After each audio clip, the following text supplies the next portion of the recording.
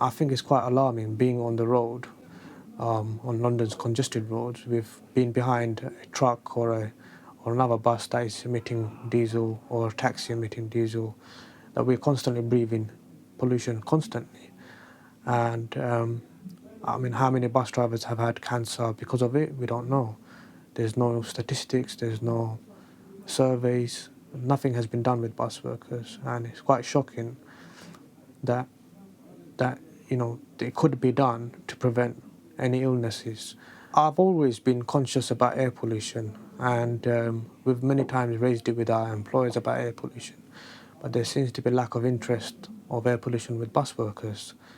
I think there was a mayor's question time was also raised that there was not any research is conducted for bus workers who are maybe affected by air pollution. Most London streets are congested. I mean, you can sometimes see like when you can see heat waves, and you can see dust particles around everywhere.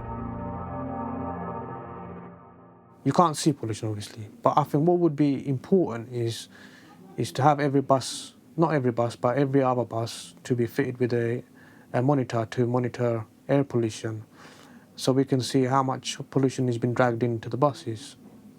That will help us identify how much pollution is, we're contaminated with. The other solution would be is we have pollen filters fitted on buses. Are they regularly changed? Are they changed every year? We don't know this information. We would like to know, and we would hope they change every month. I mean, if you've got a bad pollen filter, it's actually worse than having no filter, because you're actually taking in more dust, because there's dust always stuck onto it. So I think we want to make sure that every bus is fitted with a pollen filter. That some buses actually even don't have pollen filters, so you're actually directly taking in polluted air. Now, bus companies have been looking into technology, which is to prevent drivers from exceeding speed limits, coming close to other vehicles. But I think what we need to focus on is in technology that will help identify air pollution on buses. That will help drivers' well-being, which is, if we know that this route is passing through a certain area which has so much pollution, then we can look into these areas. That will actually help community, that will help London. I mean, what other vehicle that is leased out by Transport for London is the buses.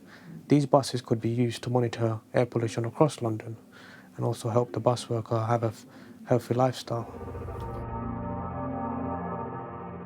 As a trade union representative, I am representing workers. I've noticed a lot of people not coming to work because they're generally falling sick, which could be one of the reasons. Air pollution could be one of the reasons. I'm not saying it is, but there needs to be detailed research in bus workers. I mean, how many bus workers are falling ill more than any other worker? I mean, to put comparisons on part of the research, it needs to be done. I don't know how TfL will be concentrating on air pollution, how they'll be investing, whether they can invest in devices in bus depots to monitor air pollution across a couple of bus routes, or even a trial. I don't know whether they'll be able to invest, but I think the mayor needs to stand by the union and campaign with us to tackle air pollution realistically, rather than, in my opinion, the T charge. It might be useful, but it's not as realistic as it could be by actually tackling air pollution directly.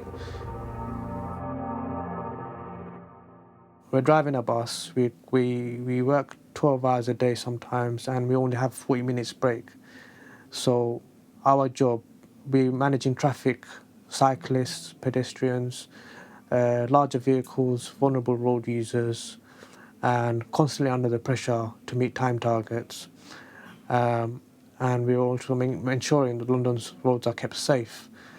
And we are trying to improve our lifestyle and work-life balance. What would be a benefit for bus workers is a massive reduction of air pollution to ensure that we have a future and we live longer, that we're not breathing in contaminated air. It's not only good for bus workers, it's also good for everyone, the public and everyone else, also passengers.